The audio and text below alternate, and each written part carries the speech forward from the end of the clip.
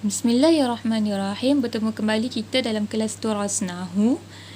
Baiklah, dalam kelas yang lalu kita dah pun belajar mengenai Al-Kalam. Apa itu Al-Kalam? Ingat lagi tak semua? Al-Kalam adalah maksudnya apa? Ucapan. Okey, baiklah. Apakah yang ulama tafsirkan?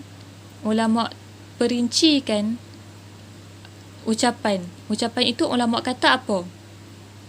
Ulama kata ucapan tersebut adalah al-lafzu. Sesuatu itu dikira sebagai ucapan bila dia ada al-lafzu. Apa itu al-lafzu? Perkataan tersebut tersusun daripada susunan huruf hijaiyah. Contohnya apa? Saya. Saya ni susunan huruf bahasa Melayu lah. Saya, S-A-Y-A. Okey, daripada susunan huruf S-A-Y-A membentuk ayat saya. Perkataan saya. Contohnya dalam bahasa Arab, waladud, budak lelaki. Terbentuk daripada huruf waw, lam dan dal. Yang kedua, sesuatu itu dikira sebagai ucapan kalau al-murakkabu. Maksudnya perkataan tersebut, ucapan tersebut tersusun paling kurang tersusun daripada dua patah perkataan. Abu duduk. Ali tidur. Itu yang kedua. Dan yang ketiga, sesuatu itu dikira sebagai ucapan bila dia al-mufid. Apa maksud al-mufid? Boleh difahami. Okey, contoh dia apa? Kalau boleh difahami, akala Ahmadun. Ahmad makan. Jadi dalam bahasa Arab, macam yang kita dah belajar dalam tajuk dalam kelas yang sebelum ni, ucapan itu maksudnya kalau kamu nak cakap bahasa Arab, macam mana cara kamu nak berbentuk ayat bahasa Arab tersebut? Yang pertama, mestilah ada al-lafzu. Ucapan kamu tersusun daripada patah-patah perkataan. Tak boleh nak kata a, i, u. Yang tu tak dikira sebagai al-kalam, tak dikira sebagai ucapan sebab tak tersusun daripada huruf-huruf hijaiyah. Mesti ada apa? Yang pertama, mesti ada al-lafzu kalau kamu nak cakap bahasa Arab. Yang kedua, mesti ada al-murakkabu, tersusun daripada dua patah perkataan paling kurang. Dan yang ketiga, ucapan itu mesti difahami. Okey, baiklah. Untuk kelas hari ini, kita akan belajar pula mengenai aqsamul kalami. Bahagian-bahagian percakapan. Bahagian-bahagian ucapan. Apa maksud bahagian-bahagian ucapan? Maksudnya, ayat ataupun perkataan yang selalu keluar daripada mulut kamu dalam ucapan kamu, ucapan ustazah juga, dalam perbualan seharian kita akan keluar tiga kategori ni. Maksudnya perkataan yang selalu kita cakap tu sebenarnya tak lari daripada tiga jenis ni ataupun tiga bahagian. Okey, apakah perkataan-perkataan tersebut? Apakah bahagian-bahagian perkataan tersebut? Yang pertama al-ismu ataupun isim kata nama. Maksudnya apa yang kita cakap tiap hari tu mesti keluar ayat kata nama. Okey, dan apa yang kita duk cakap tiap hari tu mesti juga keluar fi'lun, kata kerja. Okey, baiklah.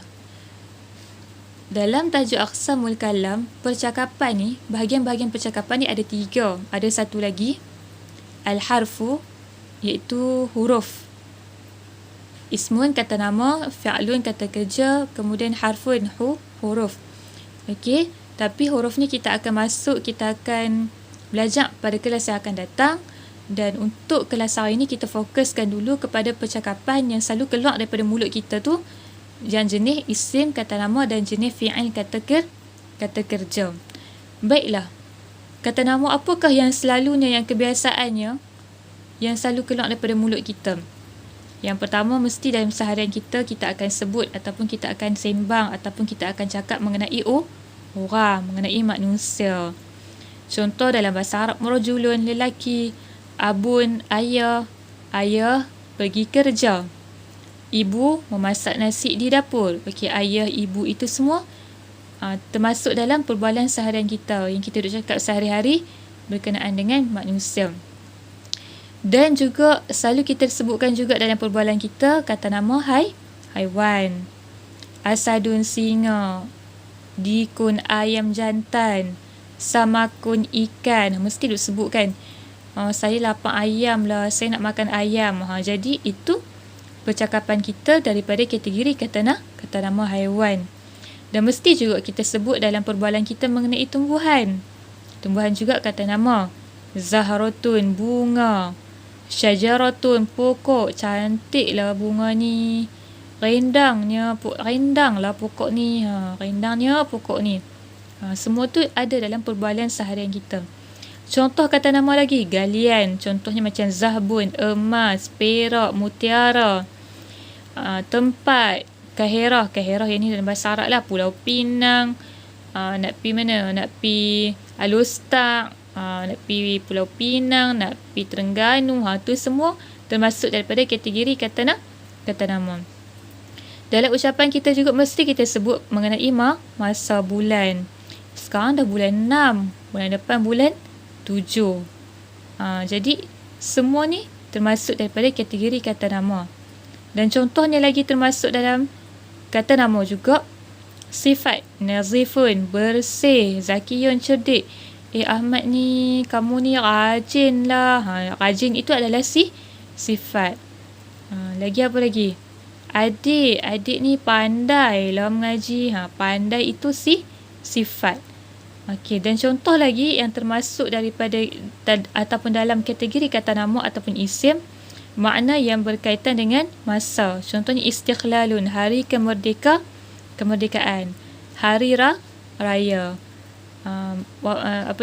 Bulan depan kita akan menyambut hari raya Aidil Adha. Okey, hari raya Aidil Adha juga termasuk dalam makna yang berkaitan dengan masa. Okey, ini adalah contoh ucapan yang kita cakap sehari-hari daripada kategori kata nama. Apa yang kita cakap tu, kalau kamu perasan lah, kalau kamu dengar ataupun perasan betul-betul, sebenarnya benda-benda ni semua kata nama, kategori kata nama yang disebutkan ini adalah keluar daripada mulut kita yang kita cakap sehari-hari. Dan juga selain daripada ayat kata nama yang selalu keluar pada mulut kita tu, kita juga ucapan kita juga keluar ataupun kita sebutkan juga kata kerja. Kata kerja macam mana contohnya? Berjalan, berlari, bermain. Saya nak pergi main bola kat padang. Okey, main.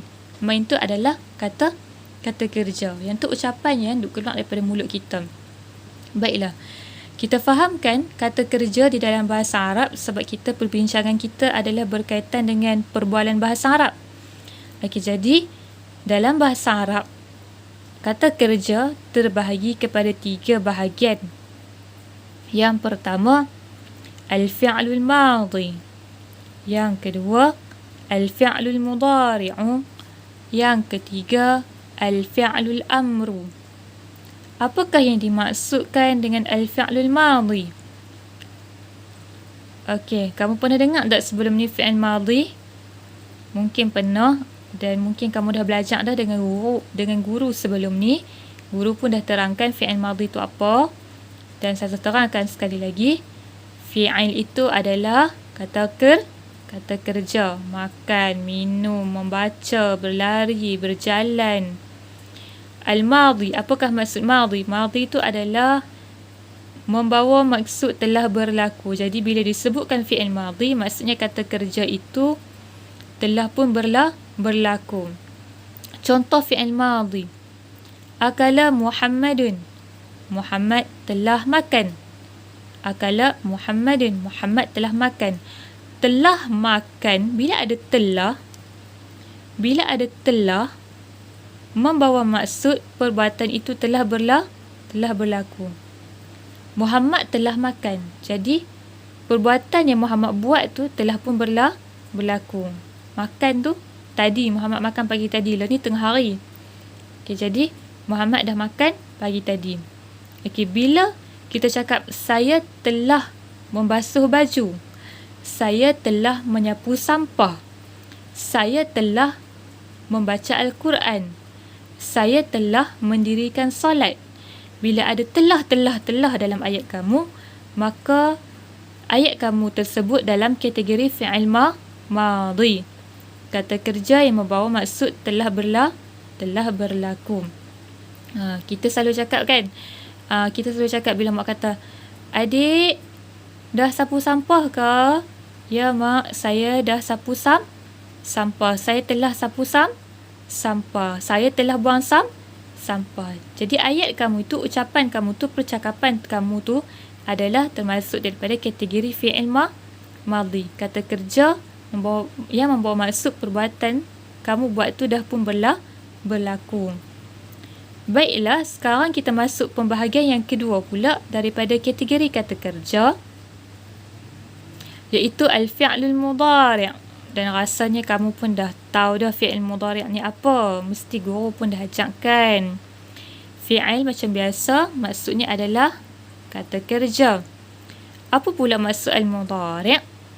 Al-mudhari' membawa maksud kata kerja itu sedang ataupun perbuatan tersebut sedang ataupun akan berlaku.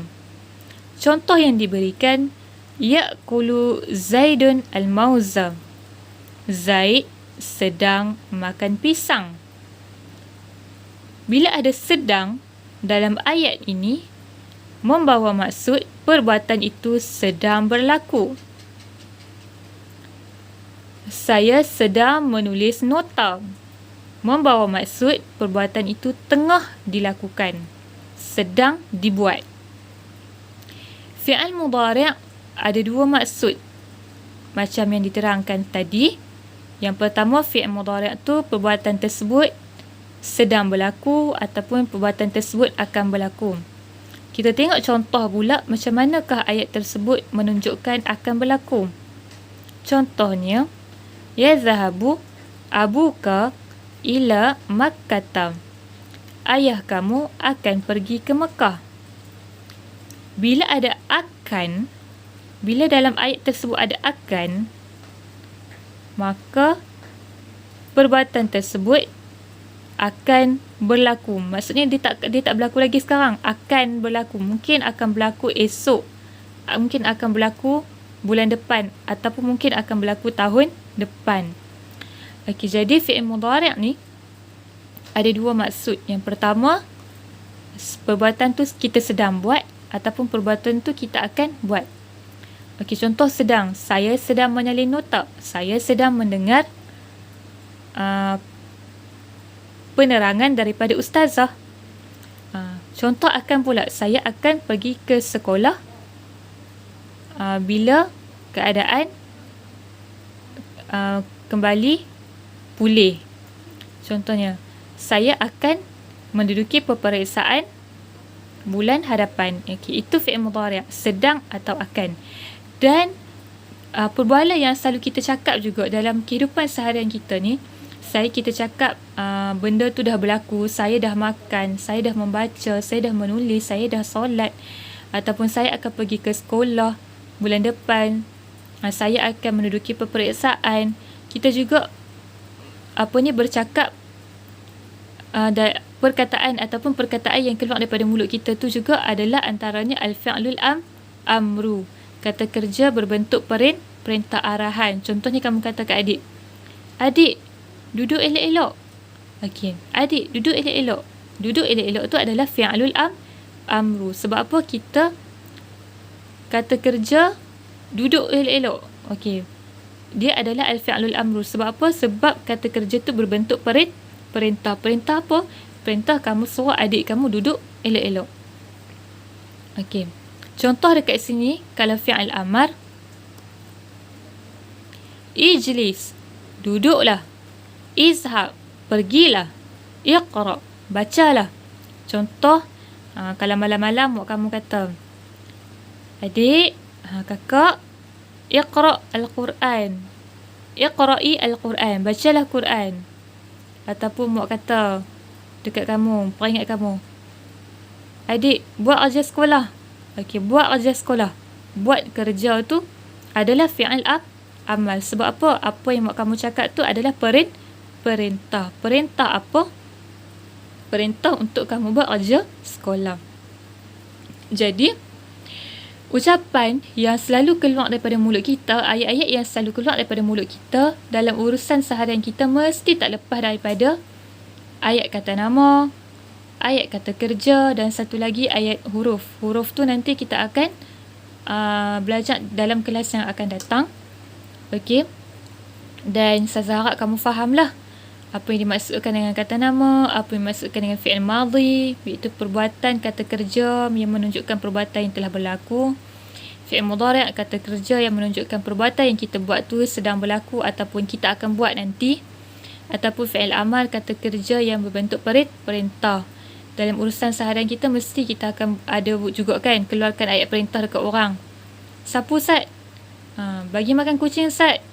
Kita semua termasuk dalam fi'il amal. Baiklah, setakat ini saja kelas kita. Kita akan sambung lagi dalam pembelajaran yang akan datang dan harap kamu semua boleh faham tajuk bahagian aqsamul kalam, isim, apa itu isim, apa itu fi'il dengan baik. Wallahu a'lam bissawab.